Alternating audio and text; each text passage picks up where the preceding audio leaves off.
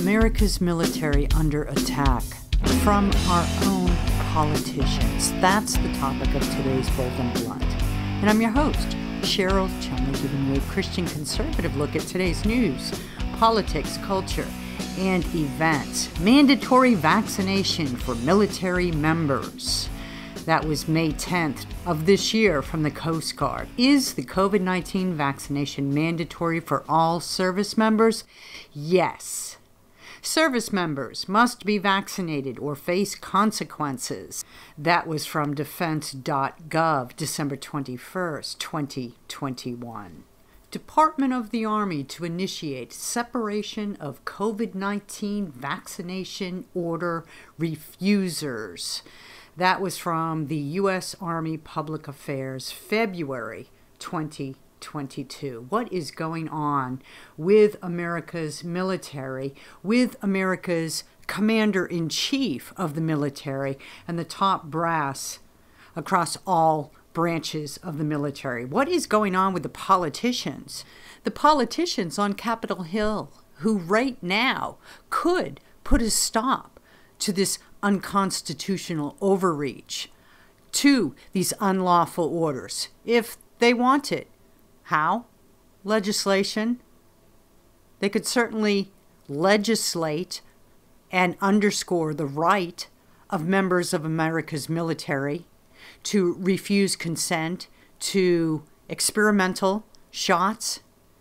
I know the government doesn't like it said that these vaccines, and I put vaccines in air quotes because they're not really, they're more like shots. I know the government doesn't want to put out there that these shots, these COVID-19 vaccines are experimental, but they are. That's the bare truth of it. And before I get into all that, I want to quickly mention that if you like Bold and Blunt, you can subscribe to Bold and Blunt at edify.app. That is the online platform for faith-based podcasts. You can also subscribe to Bold and Blunt at washingtontimes.com. Just scroll to the bottom of the page and find the newsletter section. Find my name in the newsletter section. Click on it and subscribe to my 3 times a week newsletter. Comes out Monday, Wednesdays, and Fridays. Delivered right to your email box before noon, in time for the lunch hour, and within are contained all my commentaries that I write all day long at the Washington Times, giving you the bullet points you need to refute the far left, as well as my twice weekly Tuesday and Thursday Bold and Blunt podcasts.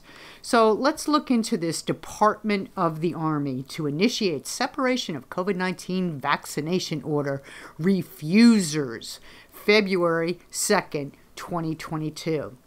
The United States Army announced today that it will immediately begin separating soldiers from the service who refuse to be vaccinated against COVID-19 under a directive issued by Secretary of the Army Christine Wormuth.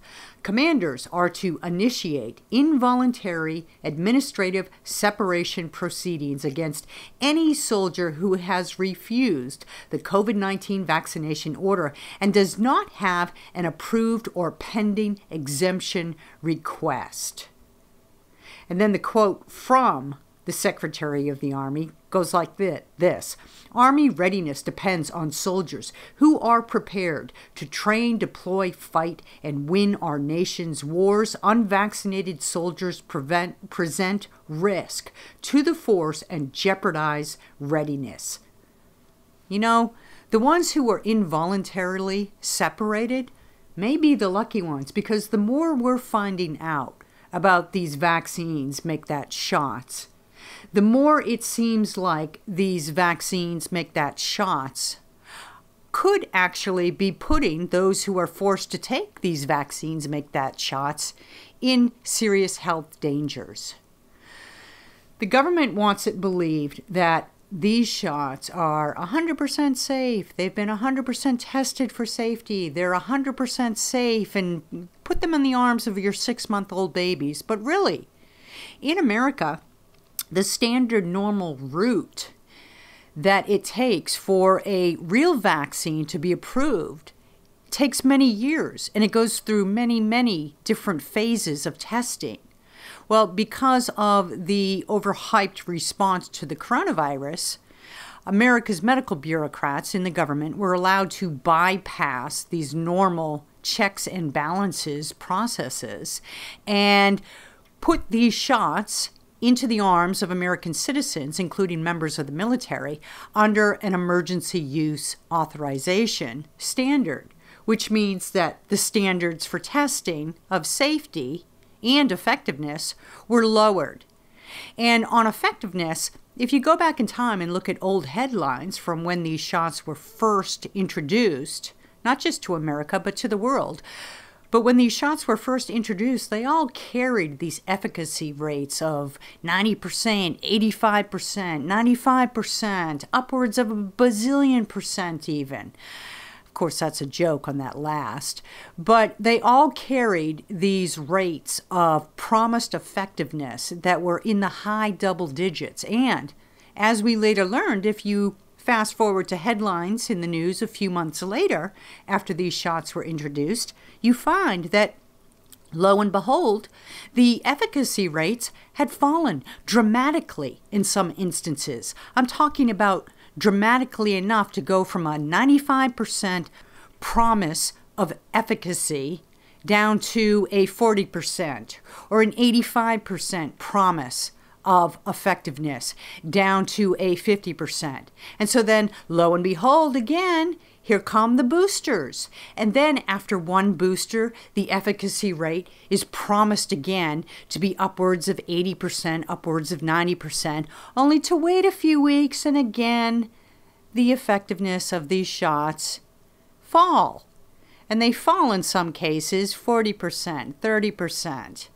And once again, here we go. Another booster is introduced. This is why you have the President of the United States with his shot and then his, 3, 4 boosters after, still testing positive, not just once, but twice for the coronavirus. And I love how the spinmeisters try and spin it. They blame it on the variances. They blame it on the subvariants. They blame it on the unvaccinated. But the fact is, the blame really needs to be put on the vaccines make that shots, because they're not vaccines in the traditional sense of the word. When you say vaccine to most Americans, they think, oh, I get this shot, I get this vaccine, and therefore I won't get this virus, I won't get this disease. No, no, no. That's not what a vaccine definition is nowadays. As a matter of fact, America's medical bureaucracies had to change the definition of vaccine and vaccination oh so quietly somewhere along the line of all the coronavirus vaccine make that shots rollout, because it came to pass, it came to light that these shots weren't doing the job of what a normal, traditionally defined vaccine would. So they had to change the definition a bit. Instead of preventing the individual from getting the virus, they had to put it in language that said it sort of prevented, it kind of prevented, it could help in the prevention, it could help in the transmission, and so forth. It's that magical way of speaking that Anthony Fauci has. Just always couch things in language that allow you to sidestep and jump away from any kind of accountability. You say things like perhaps and potentially and could be and might be. And then, that's called CYA, cover your fill in the blank. You get it. So this is what our medical bureaucrats did by the redefining of vaccine. And this is what they continue to do with these vaccines, even though we all know at this point in time that these vaccines really don't work, with work being defined as the government billed that word work to be, meaning preventing the individual from getting the virus or spreading the virus to others. They don't work that way. So that's another air quote around the word work. And yet, the military continued, even when all this data was pouring in, the military continued to force shots onto its soldiers, sailors, Marines, and Guards members. And when data started coming in that some people were actually experiencing adverse health impacts, coincidentally, shortly after they were forced to get these shots, We in America were told to close our eyes. Forget that information. Nothing to see here, folks. It's all a dream. Go home. So thankfully, there are some in America who are sitting up, taking notice, and fighting back, fighting back against this tyrannical takeover of our military members' rights to informed consent, especially when those rights are based on religious freedoms. Small surprise here, when you join the military, you don't give up every single individual right that you possess as a civilian. Oh no, you still have the right to refuse orders when those orders are unlawful. For instance, if you have a nutty commander who orders you to start shooting up civilians just because he or she is nutty, you don't have to obey that order because it's considered unlawful. And you also have a right still, as a member of America's military, of religious freedom. So that gives you an automatic right to not only question these coronavirus shots and their experimental nature, but also to refuse to get them. Again, especially if it's a right of refusal based on religion, on your personal religion, on your faith.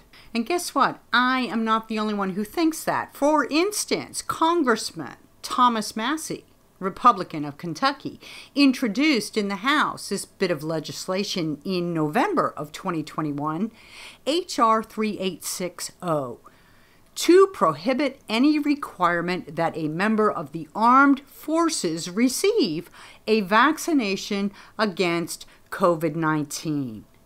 That's good. That's good. But more legislation is needed like that. More protectionary legislation, not just for members of the military, but for every man, woman, and child in America. We need legislation underscoring the right to refuse COVID-19 vaccines/shots. And another avenue, another great avenue, is the courts. And this is where the Vice President of Legal Counsel, Mike Rose, Vice President for Legal Counsel for STARS, Mike Rose, comes in. STARS is a great organization. It is STARRS.US. Check it out online. It stands for Stand Together Against Racism and Radicalism in the Services. And Mike is part and parcel of the legal battle for military members' rights to refuse the coronavirus shots/vaccines. And I'm happy to say that he is here today to talk about some whistleblower complaints that have been making the rounds in the media, within the ranks of the military, and let's just hope win-win-win all around. Mike, thank you so much for being here on Bold and Blunt. I really appreciate your time. My pleasure. So I want to get to this whistleblower complaint, but before we get into all that, can you kind of bring listeners up to date on the vaccine mandates insofar as the military is concerned? Well, three federal courts have issued injunctions, one protecting the Navy, one protecting all the members of the Marines, and the other protecting all the members of the Air Force in class action lawsuits from being required to take the COVID vaccine if they have applied for religious accommodations that the military has denied. All three of those injunctions were based on those independent courts' conclusions that the military had violated the First Amendment, but also a federal statute called the Religious Freedom Restoration Act by denying religious exemptions to military members from taking the COVID vaccine. I have a lawsuit with two other lawyers, completely different than the three that issued those injunctions, challenging the legality of the COVID vaccine mandate by the military. One of the three lawyers bringing this lawsuit, a gentleman named Lou Michaels, got an injunction shutting down the military's anthrax vaccine mandate back in 2004, 2005. So this is not unprecedented that the military imposed illegally a vaccine mandate on its members, and a federal court shut it down. That's what happened with the anthrax vaccine. And for the same analogous reasons, we think the COVID vaccine mandate is illegal.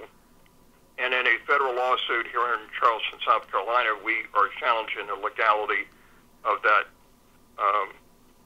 military vaccine mandate. Let me interrupt and ask you two questions really quickly. You said courts have protected Navy, Marines, and Air Force. Now, what about the Army? There is no lawsuit that has decided whether to protect members of the Army for one reason. There was a lawsuit filed and a long time ago to protect members of the Army, cadets at West Point, and the case was dismissed as being premature because the West Point had not denied the appeals to the denials of the religious exemption request. So what the Army did is, West Point did, is they went month after month after month just not deciding the appeals because they knew as soon as they denied the appeals, a lawsuit would be reinstated. Wow. And so, but recently, West Point has denied the appeals. So we are now creating a lawsuit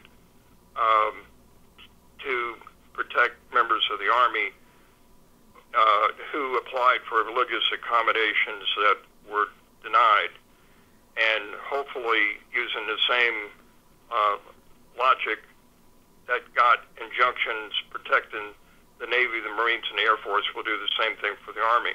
We also have a problem with the Coast Guard. Actually, of all the services, the one that's the most outrageous in the treatment of its military members is the Coast Guard Academy. It's really shocking, the harassment and irrationality of the way it treats its members. So we have a lawsuit pending, and another lawyer has a lawsuit pending to protect the Coast Guard members also. But that hasn't been decided yet. However, our lawsuit challenging the legality of the vaccine mandate from its beginning would cover all services. Okay. And now let me ask the second question, because I've covered the government's overreach on this coronavirus vaccination mandates from the beginning at the Washington Times. And I saw plenty of headlines that brought out the religious exemptions that military members have filed. But as far as I know, there were only a couple in all the military branches that were actually granted. What's the tabulation? What's the count on the number of religious exemptions that were actually granted versus filed? Well, it keeps changing, and it varies by service. For example, I think the Coast Guard is granted 0. That's my latest information. Wow. Now, the injunctions issued in 3 different court cases, one to protect the Marines, one to protect the Navy, one to protect the Air Force, gave statistics as of the date of the court order, which was weeks ago. But basically 99+% were denied. But understand that in all these cases, at least all the cases I'm aware of, but I think all the cases, chaplains had confirmed in writing that the religious beliefs stated by these members to avoid taking a vaccine were sincere. So the sincerity of the beliefs are not being challenged by the military. they're just blanketly denying all of it. For example, we have Wow. evidence that a Secretary of the Air Force at a meeting told top generals not deny them all. So they were not in good faith applying the law. They were just rejecting religious objections wholesale and arbitrarily. Wow. But the vast majority, oh, by the way, the very few that were granted, our evidence is that they were granted to people who were about to leave the military anyway. So they basically manipulated to make it look like they were granting some. So, but anyway, when you got three different federal courts for three different services issuing injunctions and decisions and explanations independently, that certainly persuades me that the military is not complying with the Constitution or the federal statute, which is actually more stringent than the First Amendment. That is the Religious Freedom Restoration Act. They're completely denying religious exemptions, completely denying religious freedoms to their military members, which is astounding. So let's get to this whistleblower that you have. And what is this whistleblower complaint about, and where do you expect it to lead? Well, first of all, I do not have it, but I've received it. Senator Ron Johnson, last February, Senator Johnson held hearings about the COVID vaccine. And at that time, affidavits were produced from three military doctors saying that the military has its own database called DMED, D-M-E-D, is the acronym, that tracks diseases among military members. And according to these whistleblowers, the DMED data showed a huge increase in 15 diseases among military members during the first year that the COVID vaccine was administered, and that this data, this information, was being not reported or misreported. Wow. So Senator Johnson wrote to Secretary of Defense a letter dated February 1st, 2022, pointing out these allegations by these whistleblowers and asking the Secretary of Defense if it's true, what's the correct information. Now, that's one set of whistleblowers. That's last February. However, recently, some of the military has come forward saying that they now have the vaccine, COVID vaccine, fully approved by the Food and Drug Administration. Previously, they had been administering to the military the emergency use authorization approved. Right. In other words, and the law requires that nobody be required to take an emergency use authorization approved vaccine without their informed consent, meaning they're allowed to deny it, to refuse it, and certainly they can't give informed consent unless they're informed about the risk. So I've had military members producing the letter from Senator Johnson dated 2/1/22 to the Secretary of Defense asking questions about the risk of the COVID vaccine with regard to these 15 diseases that had increased in the military. And as I've had military members applying for religious accommodations ask for the correct data, and they've never been provided it, so they can't give informed consent unless they're informed. But now the military showed up and said, well, we now have properly labeled vaccines fully approved by the FDA, and about a dozen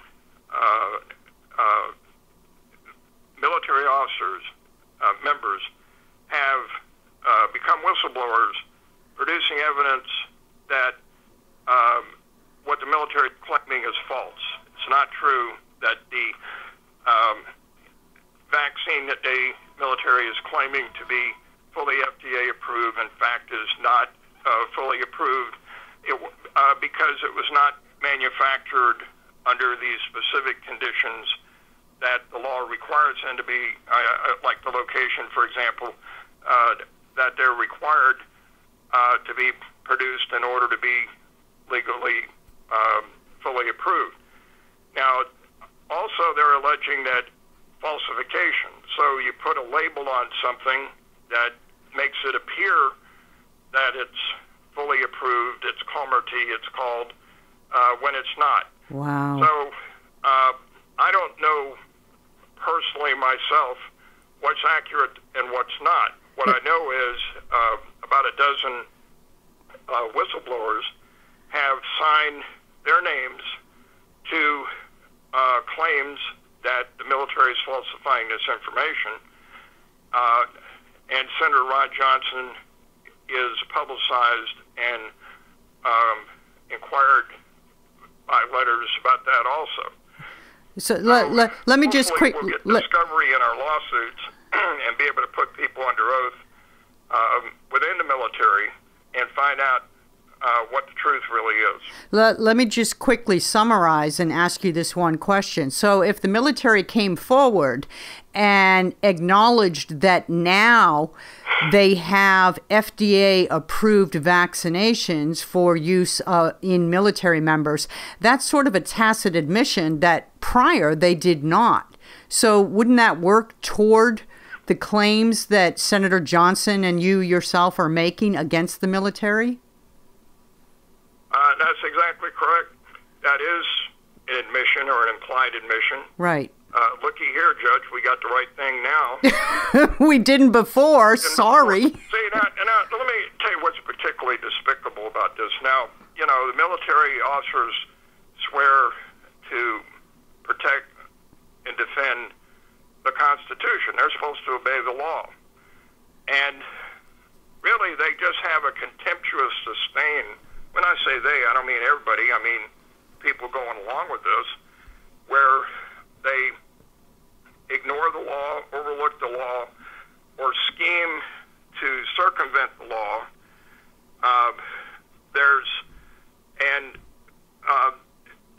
It's harder to get courts to intervene with the military than any other branch of the government. Yes.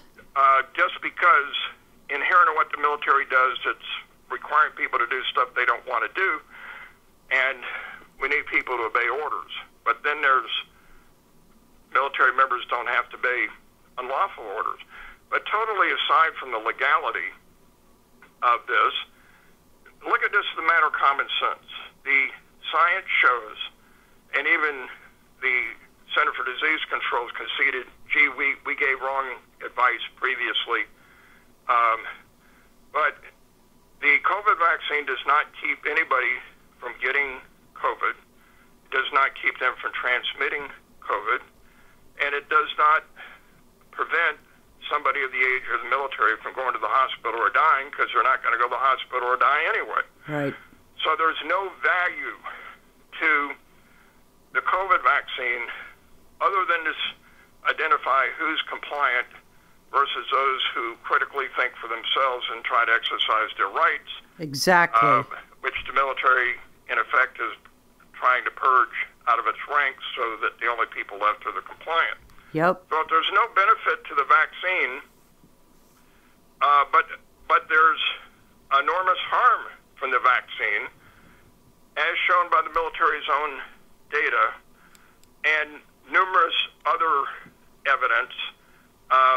For example, Pfizer didn't want to publicize and didn't until federal court required it to publicize or make available to the public its internal studies of its vaccine, which shows various harms that were not disclosed to the public. So if there's no benefit to this, and it causes enormous harms, and we have a recruiting problem in the military because people are not volunteering to join, and then they're throwing out hundreds of pilots or have them on hold, and while we have all these international threats, we're throwing good people out for no good reason and keeping people from joining because they see how irrational and harsh and overreaching and illegal these military mandate policies are. You know, it's astounding, the information that you're going over.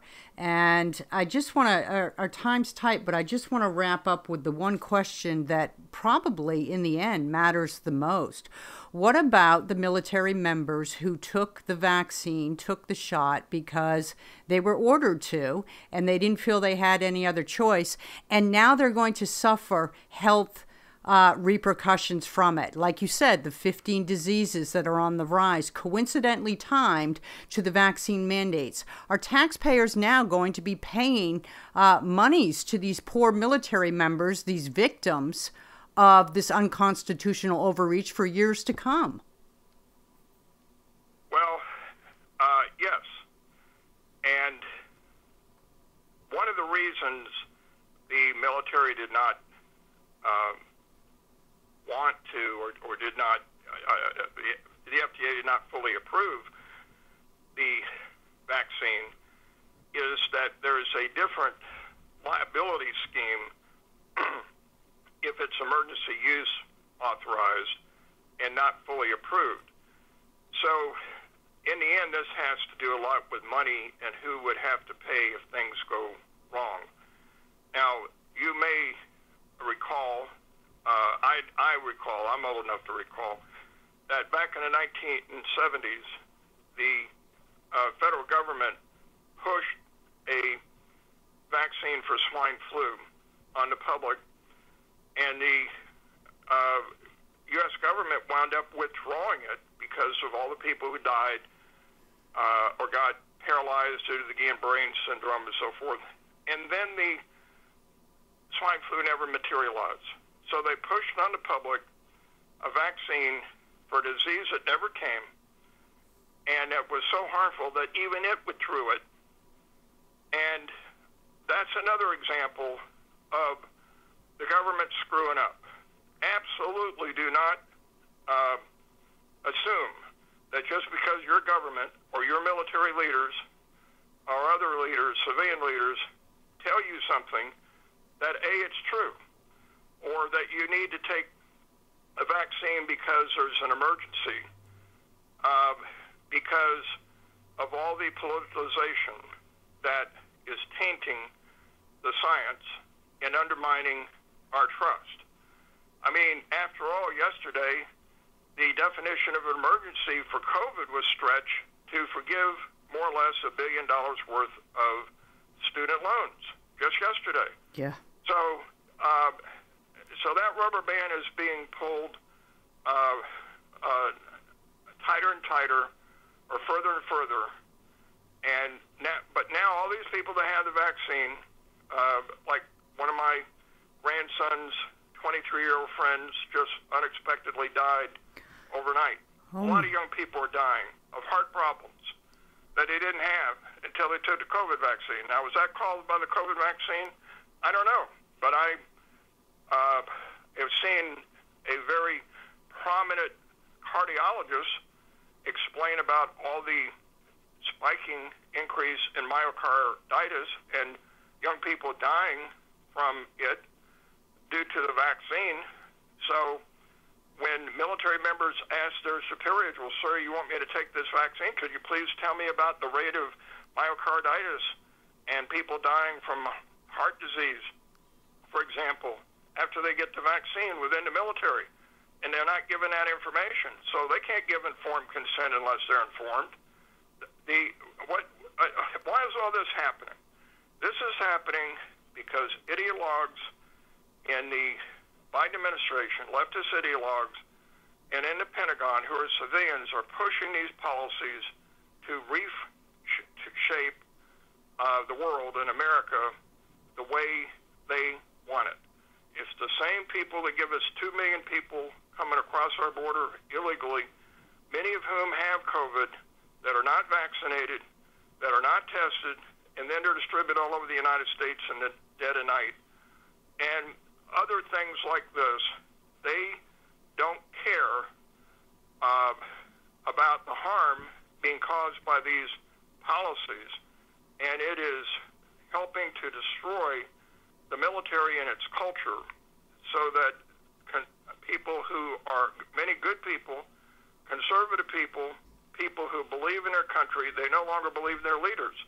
So who would want to join the military if they're not going to have your back and they're going to impose arbitrary, harmful policies and expect you to go along with it and inflict pain on you if you don't?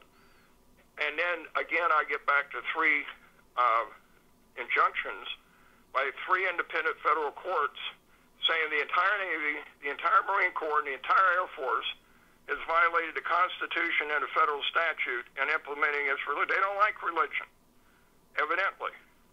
So we're in a very sorry state of affairs, and the only way it's going to be changed, the courts may have some holding action, but it's got to be changed politically by having policies implemented that conform to the law and that have rationality to them instead of ideology. Yeah, we need new leadership, a new commander-in-chief, first and foremost. I mean, America right now under Joe Biden is treating the military like lab rats. There's no other way to put it. And look, I want to thank you for digging for the truth and pushing forward these cases in court, because that's the key to winning the religious freedoms, the right to have religious exemptions these military members need. I'd love to have you back to give updates as these cases go forward, Mike, if you're interested. And in the meanwhile, thank you so much for being on Bold and Blunt. Thank you for having me. I think this administration is actively, busily working to destroy the greatest military force in the world, that is America's. Just look at what they're doing, not just with these shots, but with the woke culture, the critical race theory, the Marxist takeover of the military, the targeting in the military of Donald Trump-like supporters, of Christians, Christian nationalists, patriots, and so forth. That started under Barack Obama, and here we go under Joe Biden, more of the same. If you like Bold and Blunt, you can get Bold and Blunt at edify.app, anywhere podcasts are offered, or of course at washingtontimes.com. You can also check out my latest book called Lockdown, the Socialist Plan to Take Away Your Freedom. It tails nicely with what Mike was talking about today about the vaccines / shots that have been egregiously pushed by the medical bureaucrats in America and the politicians and others. And it goes a step further and tells exactly why. Why are the political leaders, not just in America, but at the global entities like the United Nations, World Economic Forum, World Health Organization, and so forth, why are they pushing these vaccines so hard? Well, Lockdown will give you some insights. Check it out. It's available at Books A Million, Barnes & Noble, and Amazon, as well as on my own personal website, CherylChumley.com. I want to thank you for listening. Tune in next time, and in the meanwhile, stay blunt, stay bold.